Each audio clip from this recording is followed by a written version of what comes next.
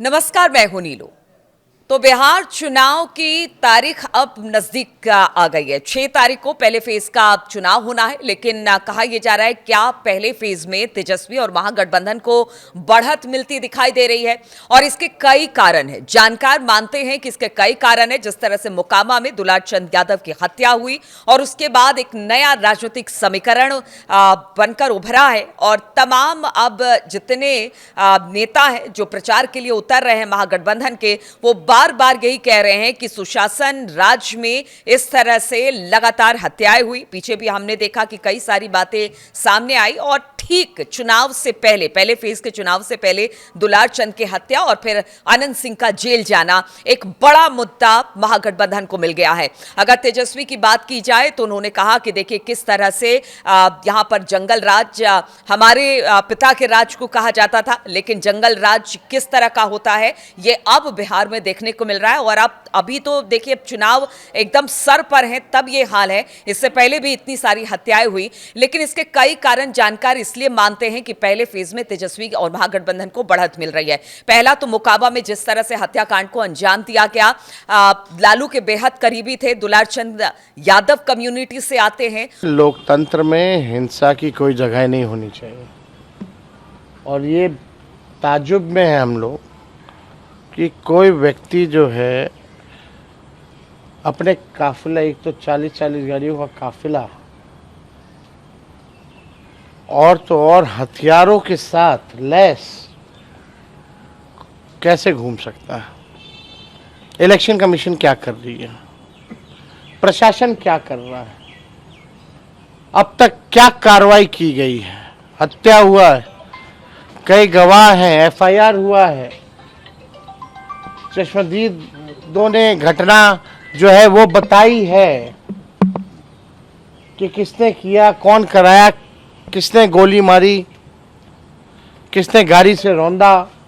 और इसके अलावा यह भी कहा जा रहा है कि जिस तरह से मुख्यमंत्री का चेहरा महागठबंधन ने तेजस्वी को घोषित किया, अभी भी ढुलमुल रवैये के साथ एनडीए नीतीश कुमार को पहले तो जिस तरह से अमित शाह ने कहा कि विधायक तय करेंगे कि उनका नेता कौन होगा और बिहार का जो अगर एनडीए की तरफ से चेहरा मुख्यमंत्री का कौन होगा वो विधायक बाद में डिसाइड करेंगे। उसके बाद जब ये बातें सामने आई कि क्या नीतीश चेहरा नहीं होंगे, क्या महाराष्ट्र वाला हाल होगा, तो फिर उसके बाद एक नेता इसको पैचअप करने में लग गए। लगातार ये कहने लगे नहीं नीतीश बाबू पहले भी थे, अभी भी हैं और आगे भी रहेंगे। इस तरह की बातें सामने आई। तो ये कई सारे फैक्टर हैं जो कि ये बता रहे हैं कि महागठबंधन को पहले फेज में एज मिलती दिखाई देगी और कानून व्यवस्था से लेकर बहुत सारी बातें हैं। अब देखिए पहले फेज यानी कि 6 तारीख को जो मतदान होना है 18 सीट हैं, जिसमें पटना, नालंदा, भोजपुर, बक्सर, शेखपुरा, लखीसराय, बेगूसराय, खगड़िया, मुंगेर, मुजफ्फरपुर, सिवान, गोपालगंज, सारण, वैशाली और समस्तीपुर। इसके अलावा भी बाकी भी सीटें हैं।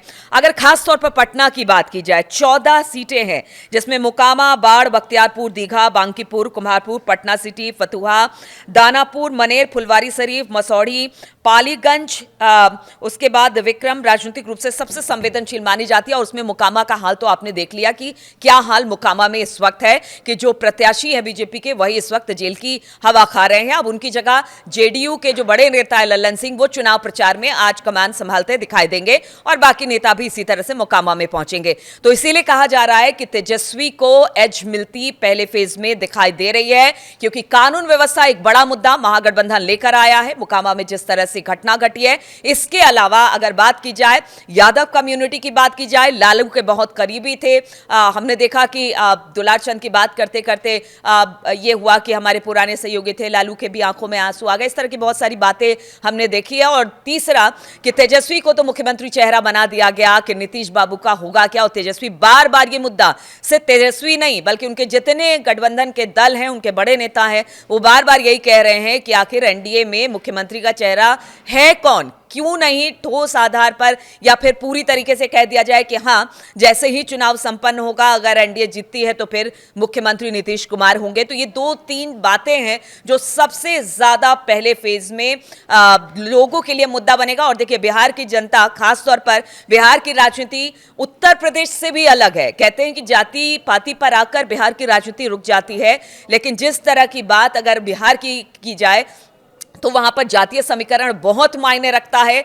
बिहार में अगर आरजेडी की बात की जाए, उनका अपना कोर वोटर्स है, और ये जो जिन जिलों में 18 जिलों में चुनाव हो रहे हैं उसमें खास तौर पर वैशाली है, राघवपुर है, बहुत सारी ऐसी सीटें हैं जो कि आरजेडी जहां पर अच्छा खासा दबदबा अपना रखती है। अब देखना होगा कि लोगों के सामने महागठबंधन और तेजस्वी और महागठबंधन के बाकी नेता किस तरह से नैरेटिव सेट करते हैं, क्योंकि लगातार जो बातें उठ रही है महागठबंधन की तरफ से, वो तो उनको इस पहले फेज में एज दिलाती दिखाई दे रही है। चाहे कोई आए और जाए, पार्टी से बड़ा कोई व्यक्ति नहीं होता। पार्टी ही माई बाप है। पार्टी है तो सब है, पार्टी नहीं तो कोई कुछ नहीं है। और लालटेन का झंडा महुआ से लालू जी का झंडा लहराएगा कि नहीं लहराएगा? कोई कंफ्यूजन नहीं रखना है। लालटेन जलेगा तब न तेजस्वी अपना सरकार बनाएगा। अब 20 साल इनको मौका आप लोगों ने दिया। अब इस बार पूरा बिहार की जनता बदलाव चाह रही है। पढ़ाई, दवाई, कमाई, सिंचाई, सुनवाई, कार्रवाई वाली सरकार चाह रही है। अरे नौकरी के लिए तैयार हो? जरा हाथ उठा के बताइए कौन कौन नौकरी के लिए तैयार है? तो नौकरी कौन देगा? नौकरी कौन देगा? नौकरी कौन देगा? और कैसे मिलेगा? चुपचाप चुपचाप चुपचाप। किसी को कोई चिंता करने की जरूरत नहीं। सब लोग बुलंद होके एक होकर के, मुकेश जी ने टिकट पाया है, लालू जी ने टिकट दिया है, इसलिए आप सब लोग एक होकर के भाई इनको जिताने का काम कीजिए। अब समय कम है। मोदी जी फैक्ट्री लगाएंगे गुजरात में, अब बिजली चाहिए बिहार में। नहीं